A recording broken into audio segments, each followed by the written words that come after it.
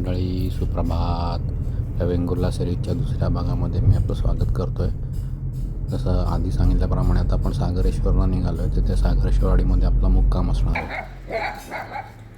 हे आहे सागरेश्वराचं सुंदर स्वयंभू असं मंदिर.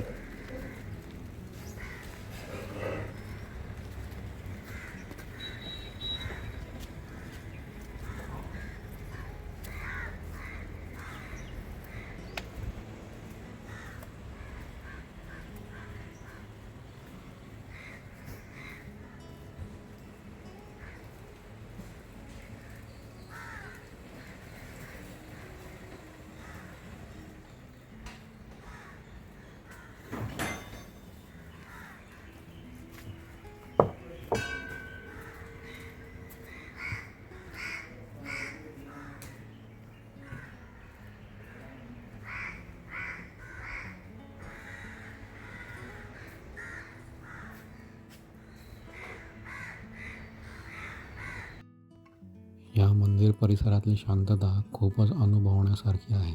तुम्ही आत आल्याच तुमचं मन शांत होईल.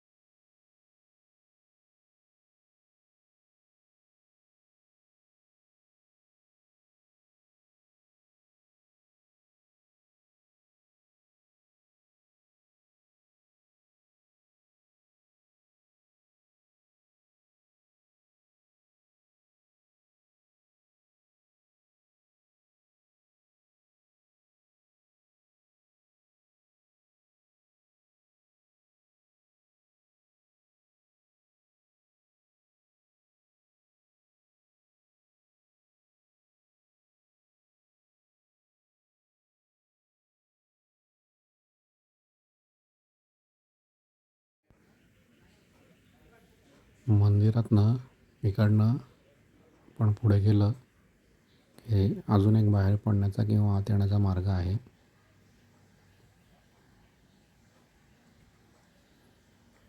इकडनं उजव्या हाताला गेलं की समुद्रकिनारा.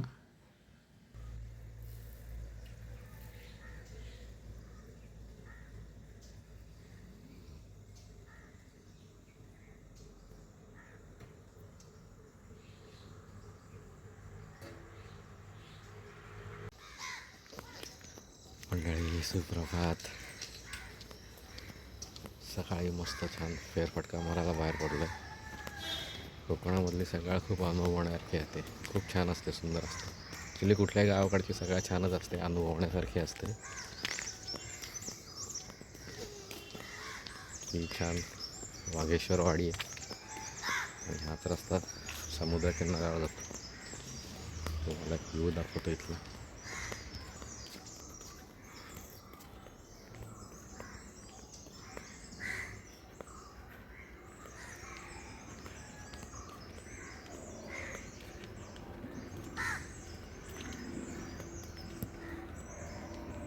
वेंगुर्ला शिरोडा रोडवरनं हा रोड सागरेश्वर बीचला आतमध्ये येतो.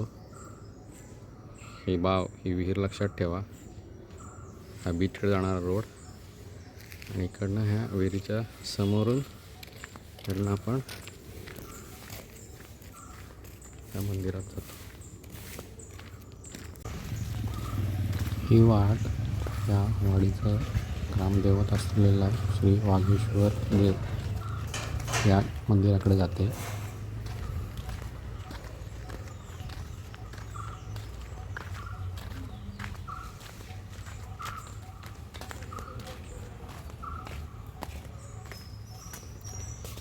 सकाळी सकाळी कोकणी वाडीतनं फिरणं हा एक खूपच स्वर्गीय अनुभव असतो.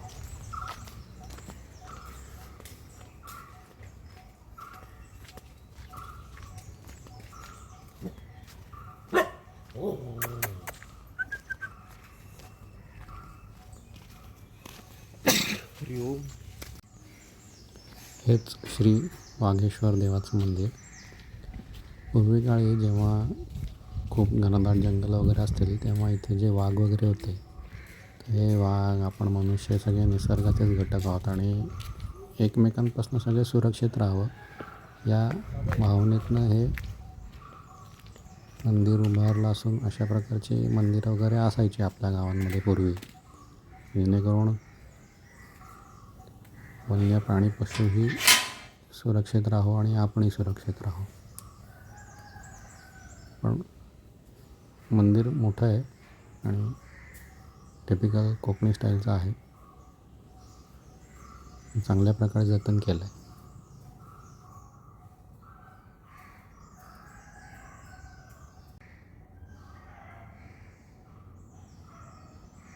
एक थोडं पुढे आल्यावर या झाडांनी माझं लक्ष वेधून घेतलं. काय भव्य झाड आहे.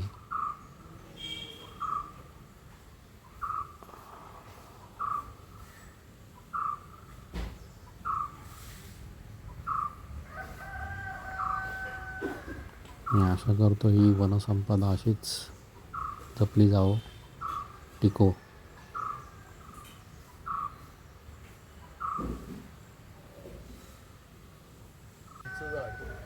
किती मोठं आहे.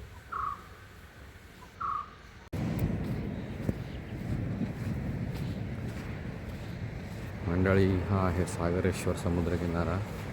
अतिशय सुंदर समुद्रकिनारा आहे.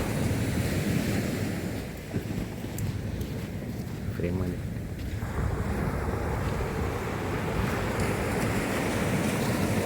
सागरेश्वर समुद्रकिनारा खूप विस्तीर्ण आहे. खूप मोठा समुद्रकिनारा आहे. खूप स्वच्छ आणि खूप सुंदर आहे.